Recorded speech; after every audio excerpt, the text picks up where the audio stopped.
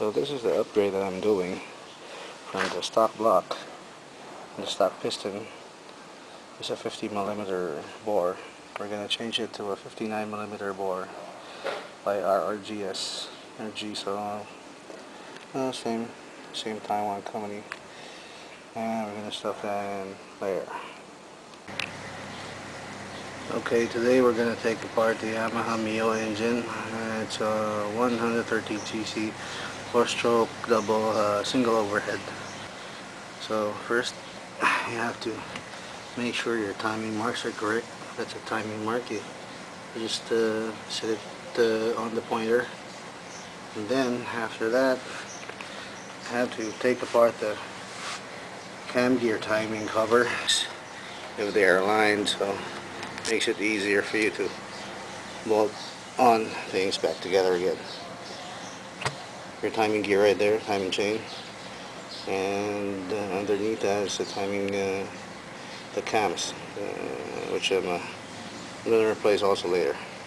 Next step for you to take apart the head and the block is first the chain tensioner.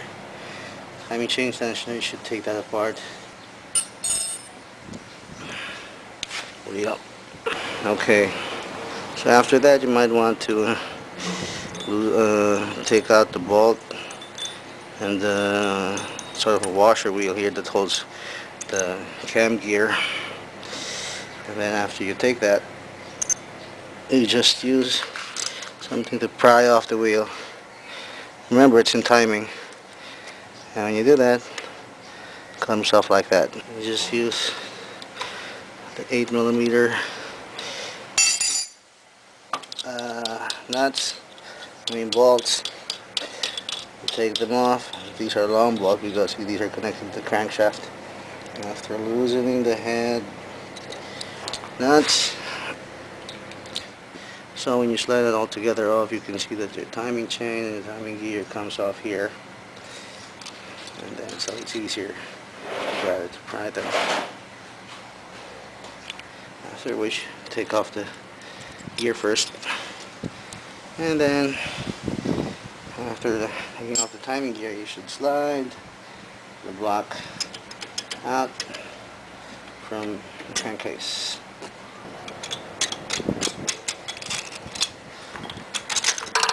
Okay, so there.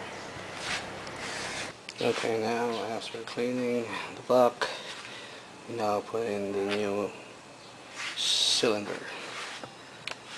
That's a new cylinder. That's a new piston. It's a 59 piston. And then first you put the little circlip there. So when you put it there, you're just going to slide the other one, and something is there to prevent it from quite messy. You don't have the right tools, because these circlips have a tendency to break free once in a while. Okay, there, it's clipped already.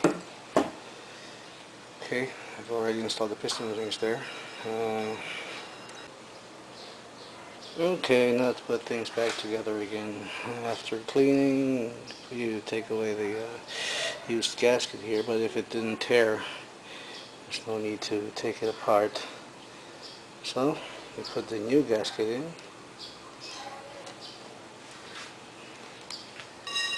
And the oil latches, or whatever they call this, it serves as a marker for the gasket, so it doesn't move out from everyone. Then this is a new block. Slide the block in gently. Be sure that the chain is inside there, and put the piston rings in one by one. And while we're doing this, be sure that everything is in top dead center, so when you time and you clock it later, it won't give you any problems.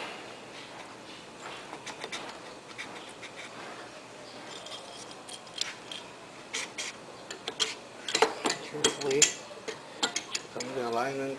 see if everything's in where it's supposed to be. Okay, so that's the new piston installed. And now check the timing again and put it right in there. So you're ready to put it in the head now. Don't forget the trusty old, this is the head gasket. Always replace your head gasket with a new one once you put in your cam gear first. And as per the mark, we know where to put it, so it will be aligned in its top dead center. Okay, make sure that your head gasket is new. Put the grease on the piston so I can see if it's the valves are going to hit once you turn the crank on. Be sure that the timing gear you installed is in timing position, top dead center, and so with your wheel, and so with your cam. And then slide it all together inside.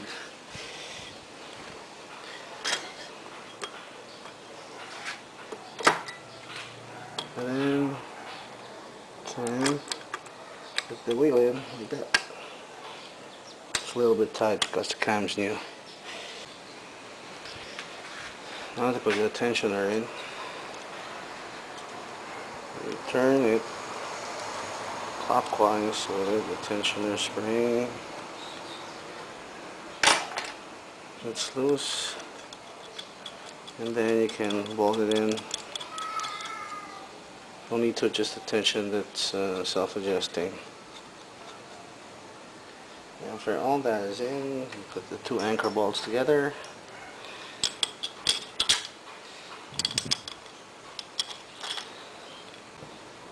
After getting done with the timing chain tensioner, you put back the head bolt washers, and then the head bolts. Well, you're supposed to torque these at a certain value, which I'm going to do later. First, I just want to see if the valves are going to hit the piston during its overlap, because we installed the new camshaft with the high lift and longer duration.